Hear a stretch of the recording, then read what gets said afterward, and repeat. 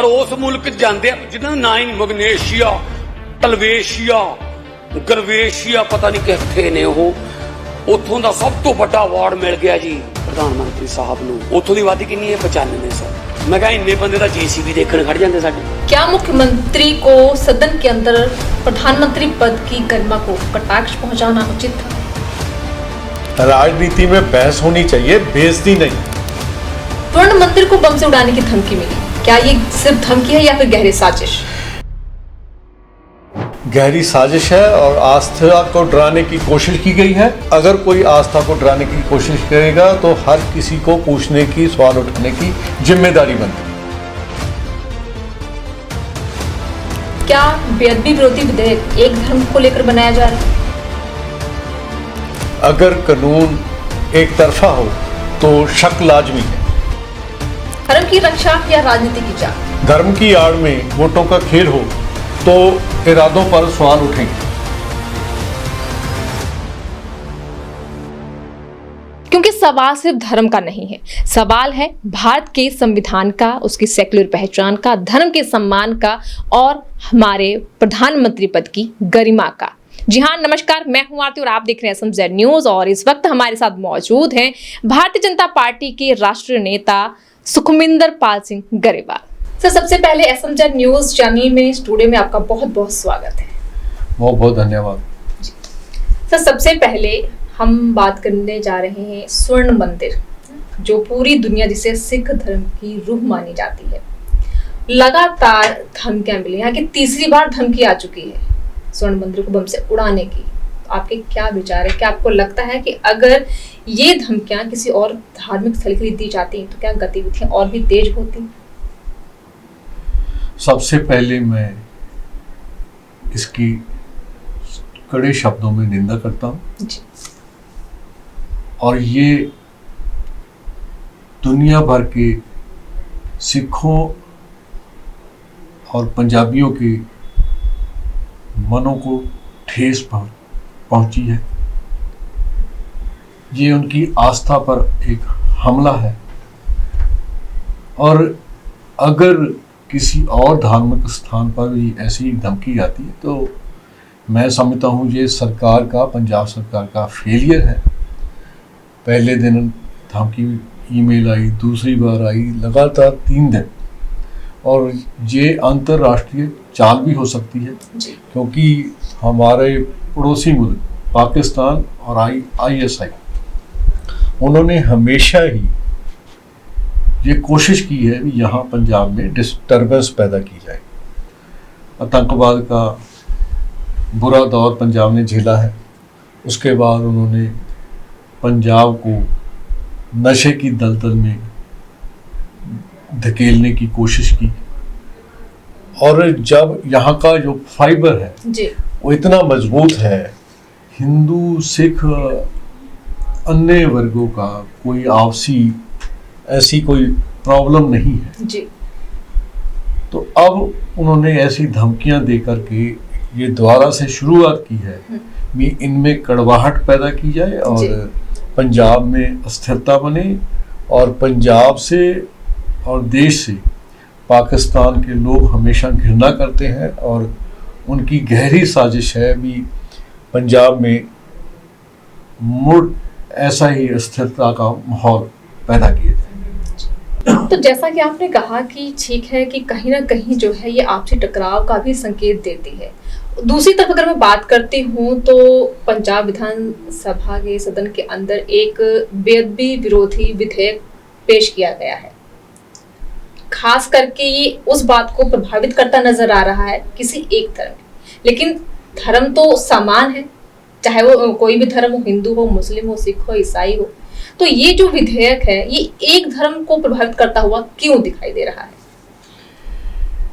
ये जो मौजूदा सरकार है उसकी सोच हो सकती है, लेकिन पंजाबी सभी वर्गों का आदर करते हैं, सत्कार करते हैं और इस विधेयक में जो विधानसभा में पेश किया गया जी। उसमें कोई भी धर्म, कोई भी वर्ग वो रहना नहीं चाहिए, क्योंकि सभी की आस्था का सवाल है और ये पंजाब की एकजुटता का सवाल है। अगर कोई सरकार या कोई कुछ लोग वो सोचते हों जी। कि इनको बांट करके हम आगे बढ़ जाएंगे, ये कभी नहीं होगा और ना पंजाबी इसको सहन करेंगे। जी। ऐसा कई सारे बयान भी आए थे कि कहा जाता था कि केंद्र सरकार पर जो सवाल उठते थे कि सिखों के साथ सौतेली माँ जैसा व्यवहार किया जाता है। तो जब ये विधेयक आया है, इसको पेश किया गया है, तो क्या ये भी एक तरीके से इस नजरिए से देखा जा सकता है इसको? पंजाब में जो मौजूदा सरकार है वो बदलाव के नाम से बनी है जी। और लोगों को जो इस सरकार पर भरोसा था ये आहिस्ता आहिस्ता सारा खत्म होता जा रहा है। अब उन्होंने नए सिरे से ये दोबारा अपना खेल चालू किया है और लोगों की समझ में है। जी। चाहे ये जितने मर्जी यत्न कर लें, जी। लेकिन ये उसमें कभी सफल नहीं होंगे, क्योंकि पंजाब में हिंदू सिख और सभी भाईचारे वो एकजुटता से एकमुखता से सभी इकट्ठे हैं। जी। और उन्होंने पड़ोसी मुल्कों को, आतंकवाद को, नशे को जी। और इतनी बड़ी लड़ाइयाँ झेल करके अपनी एकता का सबूत दिया है। उनकी सेहत पर कोई असर नहीं है। जी। कहते हैं कि धर्म, राजनीति और गरिमा जब एक साथ टकराव का सामना करने के लिए सामने हो जाते हैं तो लोकतंत्र पर कई सारे सवाल खड़े हो जाते हैं। तो अब मैं बात करूंगी हमारे प्रधानमंत्री पद की। क्या एक मुख्यमंत्री का जो ओहदा होता है, मैं बात करती हूँ पंजाब मुख्यमंत्री भगवंत मान जी की, जिन्होंने सदन के अंदर प्रधानमंत्री पद की गरिमा को कटाक्ष किया है, उनके ऊपर कटाक्ष किया, तो क्या ये कटाक्ष करना उचित था? संसार भर में यहाँ भारतीय बैठे हैं, ये कटाक्ष माननीय प्रधानमंत्री जी की कुर्सी पर जी। उसकी गरिमा पर नहीं किया गया, उनके दिलों पर ये कटाक्ष किया गया है और ये शोभा नहीं देता। जी। और ये स्पष्ट कर देना चाहता हूँ और मैं विचार भी कर रहा हूँ कि ये जो हुआ है बहुत पंजाब विधानसभा में मंदभागी घटना घटी है। जी। अगर कोई आम नागरिक ऐसी बात कहे जी। तो उसको जरूर दंडित किया जाता है। जी। और माननीय मुख्यमंत्री जी वो भी पहले एक नागरिक हैं। जी। मुख्यमंत्री तो उनको यहाँ के लोगों ने, यहाँ के वोटरों ने बनाया। जी। और मैं विचार कर रहा हूँ ये शिकायत लेकर के मैं पंजाब विधानसभा की ग्रीवेंसेस कमेटी में लेके जाऊंगा। जी। ताकि इसके बात का भी निपटारा हो।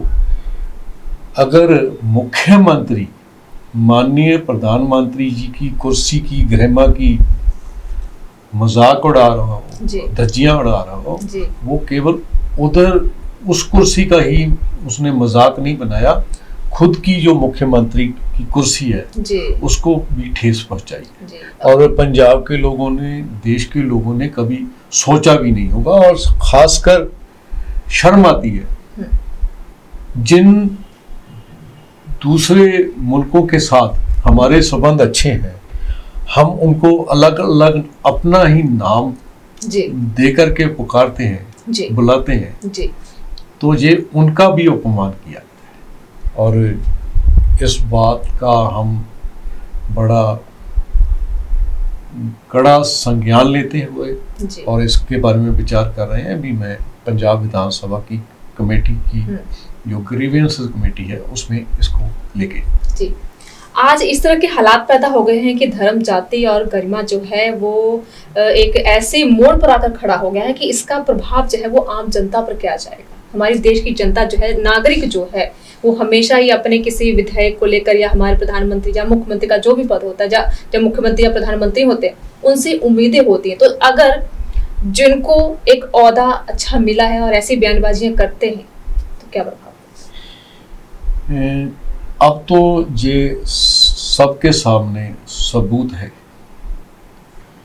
भी जो भी कॉमेडियन जिनके पास जिम्मेवारी आई है जी वो बुरी तरह फेल हुए, चाहे वो यूक्रेन के प्रधानमंत्री हो, जहाँ पंजाब के मुख्यमंत्री हो, और इन्होंने वहाँ की डेवलपमेंट में योगदान तो क्या डालना था, वहाँ का लोगों को के मनों को ठेस पहुँचाई है और उस खित्ते को, उस इलाके को ये निचले स्तर पर भी ले गए, उसकी लोगों को भी नीचे ले गए जी। और बड़ा नुकसान हो रहा है और डे बाय डे हो रहा है जी। और पंजाब के लोग, देश के लोग चिंतित भी हैं और यही अब तो भगवान के आगे ही प्रार्थना है कि इनको सद्बुद्धि दे। जी, इसी के साथ ही मैं आपका बहुत बहुत धन्यवाद करना चाहूंगी कि आपने मेरे सवालों का जवाब दिया और मैं चाहूंगी कि आप देश की जनता को क्या संदेश देना चाहेंगे। देखो, हम सब पहले भारतीय हैं और पंजाब के लोगों ने देश में और विदेशों में भी अपना नाम पूरे ऊंचाइयों तक पहुंचाया है। लोगों को हमारी बहादुरी पर, हमारी एकजुटता पर, हमारे पर भरोसा है। हमने वो भरोसा सभी ने कायम रखना है और जैसे पंजाब ने पहले तरक्की की है, आने वाले समय में भी पंजाब आगे बढ़े। हमने सभी ने एकजुटता दिखाते हुए आगे बढ़ना है। सरकारें आती जाती रहती जी। और ठीक है, समय आएगा तो समय के हिसाब से लोग फैसला लेंगे और वो तो फिर सबको प्रमाण करना ही पड़ेगा।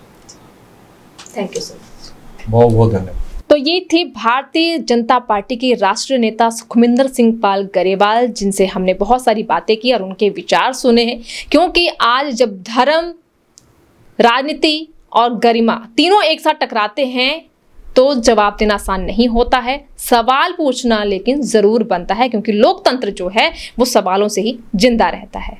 धन्यवाद।